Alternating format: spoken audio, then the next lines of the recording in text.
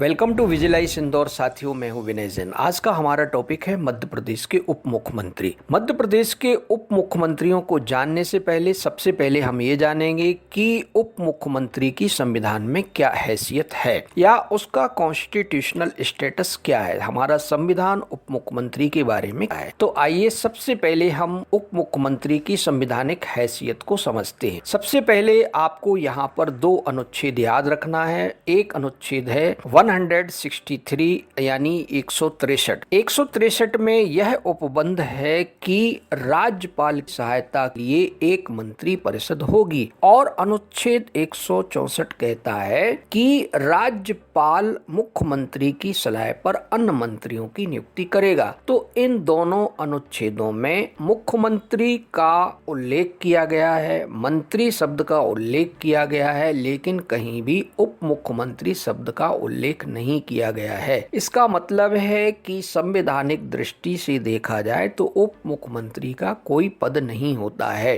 फिर भी भारतीय राजनीति में इस पद को सृजित किया गया है। तो क्यों किया गया है, कि क्या मायने हैं, उसको जानने से पहले हम ये जानते हैं कि उप मुख्यमंत्री का जो पद सृजित किया गया है वो एक प्रकार से मुख्यमंत्री और मंत्री परिषद के बीच में उसकी एक पोजीशन है, जो कि मुख्यमंत्री के बाद नंबर 2 पर आता है। तो हम जानते हैं कि उप मुख्यमंत्री को ये जो हैसियत राजनीतिक व्यवस्था में दी गई है कि क्या मायने हैं। तो सबसे पहले आप ये जानिएगा कि उप मुख्यमंत्री की अनुपस्थिति में मंत्री परिषद की अध्यक्षता करता है, नंबर 1। नंबर 2, सरकारी जो पत्र व्यवहार होता है उसमें डिप्टी सीएम पद का उल्लेख किया जाता है, ना कि मंत्री का। तो यहाँ पर भी की जो स्थिति है वो काफी ऊपर है। तीसरी बात आपको ये बता दूं कि भविष्य में जो उप मुख्यमंत्री होता है उसे माना जाता है कि वो मुख्यमंत्री पद का दावेदार है। चौथी बात आप ये याद रखना है कि वो प्रादेशिक राजनीति में मुख्यमंत्री के बाद दूसरी हैसियत रखता है। तो ये सभी उसके निहितार्थ हैं। अब बात करते हैं हम कि उप मुख्यमंत्री पद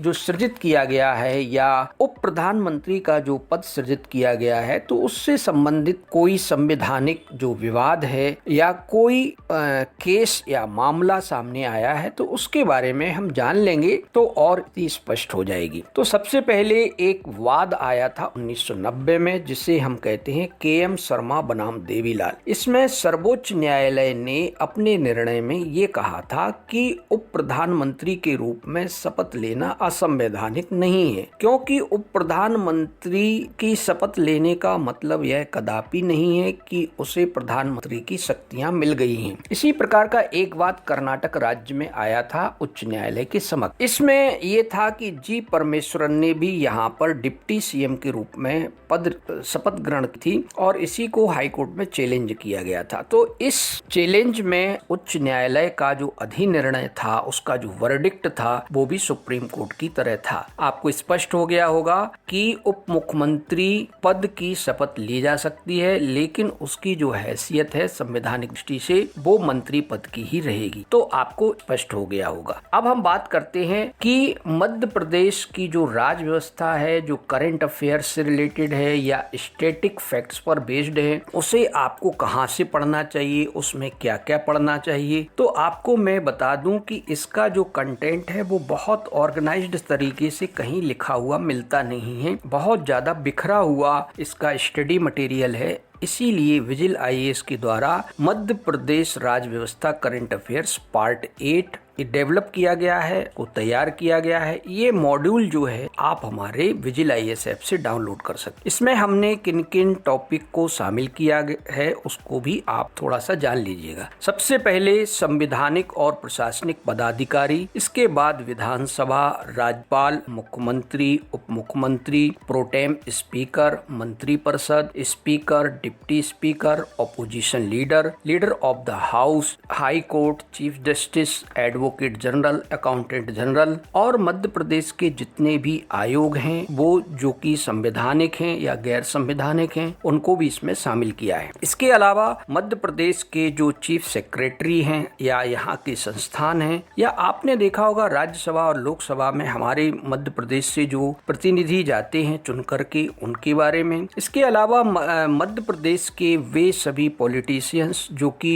कैबिनेट मंत्रिमंडल, जो कि भारत सरकार का कैबिनेट मंत्रिमंडल है, उसमें शामिल होते हैं, उनके बारे में। इसके अलावा 73वां और 74वां संविधान संशोधन जो कि स्थानीय निकायों पर आधारित है, वो टॉपिक भी हमने इसमें कवर किया। इसके अलावा मध्य प्रदेश के जो राजनीतिक दल हैं उनका संक्षिप्त इतिहास, वित्त मंत्री और पुलिस महानिदेशक, पुलिस कमिश्नरी प्रणाली, और इसके अलावा आप देखेंगे कि जो मध्य प्रदेश में न्यायाधिकरण है, न्यायिक अकादमी स्थापित की गई हैं, उन सबको भी हमने इसमें शामिल किया है। और लास्ट में जितने भी महत्वपूर्ण अनुच्छेद मध्य प्रदेश की राज्य व्यवस्था से संबंधित हैं उन सबको हमने सूचीबद्ध किया है। लास्ट में एक चैप्टर हमने जोड़ा है जो महत्वपूर्ण तथ्यों पर आधारित है, यानी जो वन लाइनर जिसे आप लोग कहते हैं, वो एक चैप्टर के रूप में है, ताकि आपने जो कुछ भी पढ़ा है उसका आप जल्दी से वहां से रिवीजन कर सके। तो साथियों, अब हम आते हैं कि मध्य प्रदेश के जो उप मुख्यमंत्री हैं उनके बारे में जान ले। तो पहले उप मुख्यमंत्री मध्य प्रदेश के थे वीरेंद्र कुमार सकलेचा। 1967 में मुख्यमंत्री गोविंद नारायण सिंह के समय इन्हें उप मुख्यमंत्री नियुक्त किया गया था। इनका जो निर्वाचन क्षेत्र है वो जावद है, जो कि नीमच जिले में आता है। बाद में चलकर 1978 में वीरेंद्र कुमार सकलेचा मुख्यमंत्री बने। ये आपको याद रखना है, ये पहले ऐसे व्यक्ति हैं जो उप मुख्यमंत्री भी रहे हैं और साथ में मुख्यमंत्री भी बने। अब दूसरे उप मुख्यमंत्री जो हैं वो शिव भानु सिंह सोलंकी हैं। 1980 में मुख्यमंत्री अर्जुन सिंह के समय इन्हें उप मुख्यमंत्री बनाया गया था। इनका जो निर्वाचन क्षेत्र है वो धार है। इनके बारे में खास बात ये है कि ये मध्य प्रदेश के पहले आदिवासी नेक्स्ट उप मुख्यमंत्री हमारे हैं वो है दिग्विजय सिंह। मंत्रिमंडल में शामिल हुए थे। ये दो उप मुख्यमंत्री एक साथ बने थे। इनमें पहले जो उप मुख्यमंत्री हैं उनका नाम है सुभाष यादव और इनका जो निर्वाचन क्षेत्र है वो कसरावत खरगोन। इसके अलावा एक आदिवासी नेता थे, उनको भी उप मुख्यमंत्री बनाया गया था दिग्विजय सिंह का जो पहला कार्यकाल था उस दौरान, और इनका निर्वाचन क्षेत्र आता है छत्तीसगढ़ में, जो कि बिलासपुर जिले का है रामपुर। तो ये भी आपको याद रखना है। नेक्स्ट जो मुख्यमंत्री हैं वो हैं जमुना देवी। जमुना देवी के बारे में आप जानते हैं कि बहुत महत्वपूर्ण आदिवासी नेता हैं और ये पहली आदिवासी उप मुख्यमंत्री भी रही हैं, और साथ में इनके नाम ये भी है कि एकमात्र अभी तक महिला उपमंत्री हैं। दिग्विजय सिंह का जो दूसरा कार्यकाल था उस दौरान इन्हें उप मुख्यमंत्री बनाया गया था। इनका जो निर्वाचन क्षेत्र है वो कुच्छी है। आप सभी लोग जानते हो कि जमुना देवी प्रोटेम स्पीकर भी रही हैं, लीडर ऑफ ऑपोजिशन भी रही हैं, यानी विपक्ष की नेता भी रही हैं। ये इनकी खास बात है। और इनका जो निर्वाचन क्षेत्र है वो भी आपको याद रखना है, निर्वाचन क्षेत्र है कुक्षी धार। अब हम बात करते हैं, हाल ही में आपने देखा होगा 16वीं विधानसभा के चुनाव के उपरांत मंत्रिमंडल का गठन किया गया है, जिसमें हमारे नए मुख्यमंत्री चुने गए हैं माननीय मोहन यादव जी, और मोहन यादव जी के साथ ही दो उप मुख्यमंत्रियों ने शपथ ग्रहण की, जिनमें एक हैं जगदीश देवड़ा और दूसरे हैं राजेंद्र शुक्ल। आप जानते हैं जगदीश देवड़ा जी शिवराज सिंह मंत्रिमंडल में वित्त मंत्री रहे हैं। इनका निर्वाचन क्षेत्र जो है वो मल्हारगढ़ है, जो कि मंदसौर जिले में आता है। इनकी खास बात यह है कि ये मध्य प्रदेश के पहले दलित उप मुख्यमंत्री हैं। अब हम जान लेते हैं राजेंद्र शुक्ल के बारे में। राजेंद्र शुक्ल जो है वो रीवा निर्वाचन क्षेत्र से आते हैं। मुख्यमंत्री के रूप में इन्होंने भी शपथ ली है। अब हम बात करते हैं कि यहाँ पर जो उप मुख्यमंत्री हैं उनके बारे में आप सब लोगों ने जाना। लास्ट में हम आपसे कहेंगे